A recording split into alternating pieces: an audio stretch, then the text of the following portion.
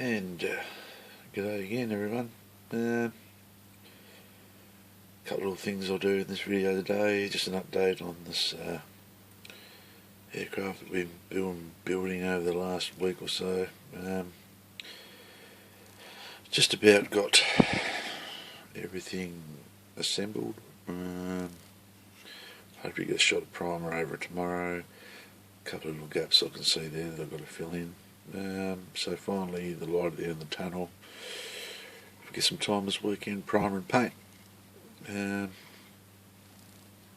been a challenge, but once it's on some wheels and the landing gear's there, it doesn't look too bad. But sort of the result that I was looking for with the that copper cable. I've just got to finish the other side off and put some little bits in there, but once the landing gear's all in, it doesn't look too bad. They said it should come up alright under a wash.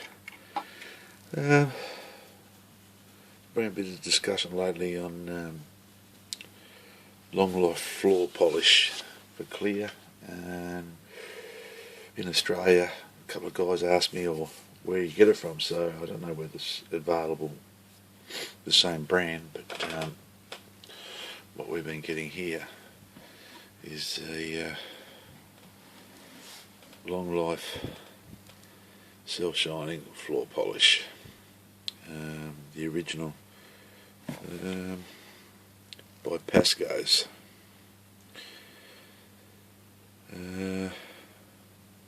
Just picked this one up from Coles, I think. What I like about it too, it's got Australian made and owned. It works well. I decanted some. It's not clear, but I have decanted some into an old paint jar. It is white but dries clear. What I have found with it is you just got to put it on in very light doses of coating. The Apache has had a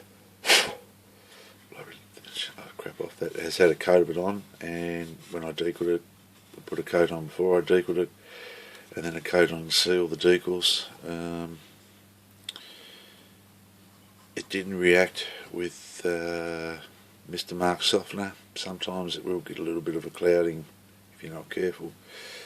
So I will be giving this a wash over the weekend and some weathering powders, but it dries. It's a very good base to work on. Future floor polishes aren't the end of all clear, be all end all. There is a lot better out there, but if we're always looking for something cheaper that we use for sealing things like this, I've never tried doing it as a high gloss finish on a car or anything, or a truck or anything like that, but I think other polishes would be, or other clear would be good. Like, to me, clear is very, very good as well. But I sort of wind the pressure up in the airbrush to about 15 psi. At the moment I just run a Badger 100. I was using an Aztec, but a couple of my tips have got very, very worn, and I'm struggling to find tips for it in Australia at the moment. So I switched back to this old Badger, and I'm actually quite happy. It's a good old airbrush actually. So that's what the long life floor polish is like. It does work well. I've dipped canopies off in it too. The canopies don't come up too bad, but then I'm sort of saying sometimes I think in some particular things that a canopy can look good polished rather than dipped off. I've just been mucking around with an old Airfix Matchbox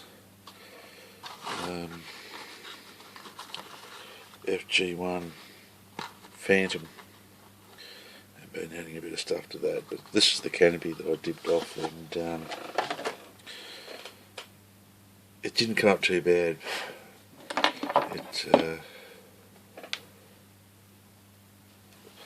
sort of got a nice clear to it, but Matchbox plastic's not the greatest anyway. But usually when I dip canopies off, just another little hint and tip that I use, to keep the dust off it. It's quite dusty in here when I use, but I've got this cake container with a lid on it. Come with the cake, and of course it's been eaten. I just run a little bit of paper towel, and when I dip my canopies off, I put the canopy in there, whisk away the excesses. You can see this in there. Close the lid, put it aside, and it becomes dust-free container. I've also done it when I've painted parts, and I've set them up on little stands and put them inside these little baklava. That was yummy too. Put them in that container. It sort of just keeps the dust off them as well, so it's very inexpensive, and it's a tasty way to recycle a container. But it's very good. Yeah, and there's different sizes you can get as well. Well, the other thing I was going to do is just give you guys a quick look. I did mention yesterday at the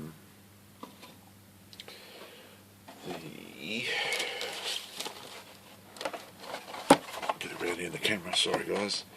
The Special Hobby Buchon movie star.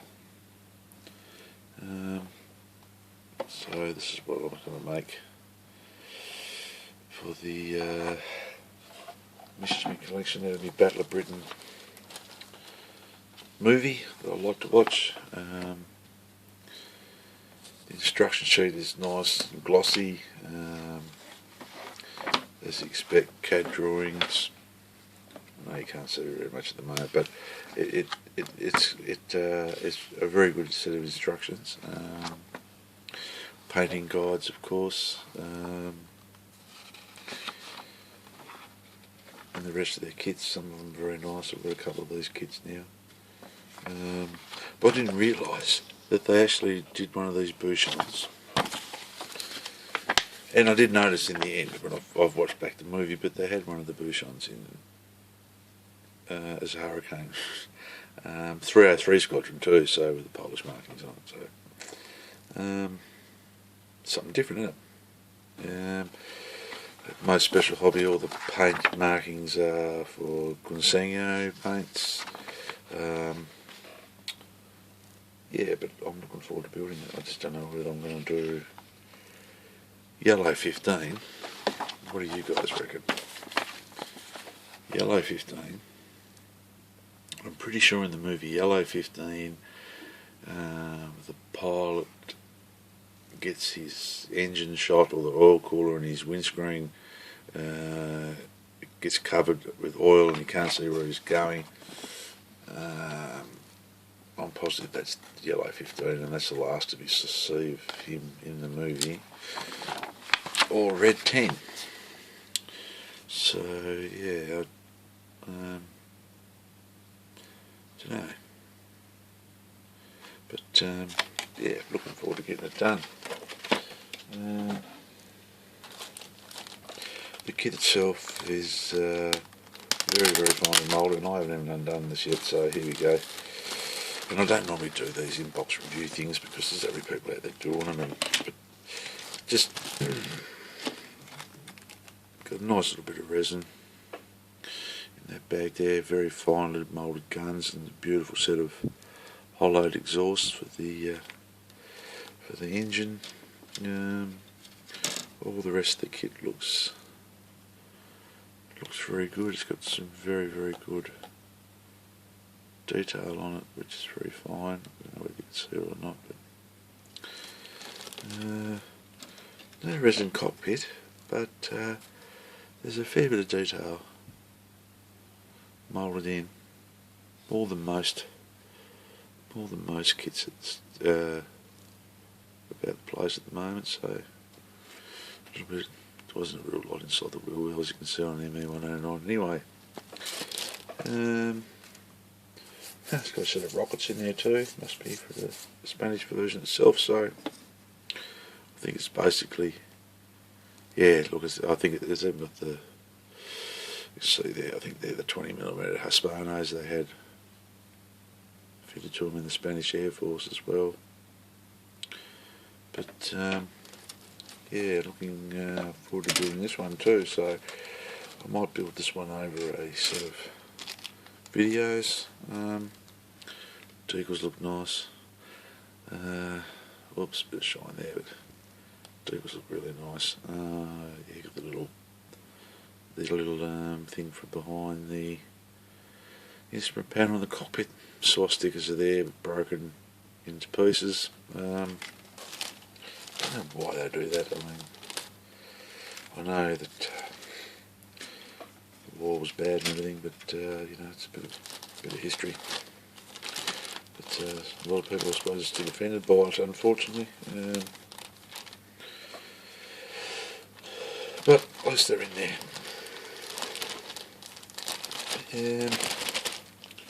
So once we get all this back in the box, there's a couple other things I wanted to show you. A guy said to me the other day on a message I got, what's pin vise? So I'll just do a quick explanation on the pin vise for him, and we'll get glad to do that. Okay, Robert, this is a pin vise drill. I've had this one for a long time. This is a metal one, but virtually what it is, it holds micro drill bits which come in a set, so they go down to 0.3 of a millimetre, so they come in handy if you want to drill tiny little holes out for putting grab handles in and everything. But they virtually work just like a drill if you want to change them over. They got two ends, so that end's a lot bigger, so you can run a bigger drill bit in it.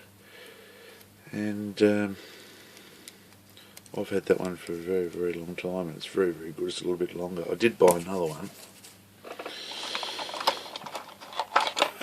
which I bought this one here, which is a Pro Edge made in America, very lightweight little aluminium pin vise.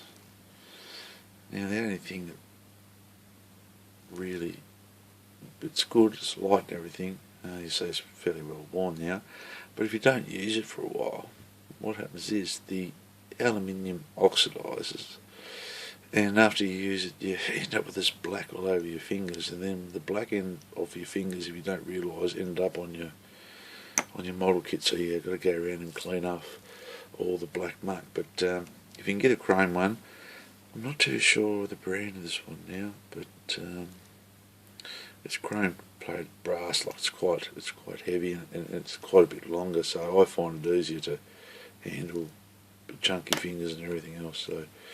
So you know, you can, if it turns, you can sort of hold that piece here in your hand, and you turn it like such. But that's a pin vise, mate. The other use for a pin vise is that we can use for a scribing tool, and as I said before, I'll do some demonstrations on that. But if you don't have a proper scribing tool like that, or you can, some people do use an old number 9 blade and just break the very end of the tip off, so it's a little bit flattened, and use that in the motion to create panel line. Or you can put a sewing needle in the end of this, tighten it up, and then you've got something which is a little bit more controllable either way. Good for doing circle work on a template and a few things. So that's basically about it. Yeah, I'll catch you later on the next video very soon. See yous.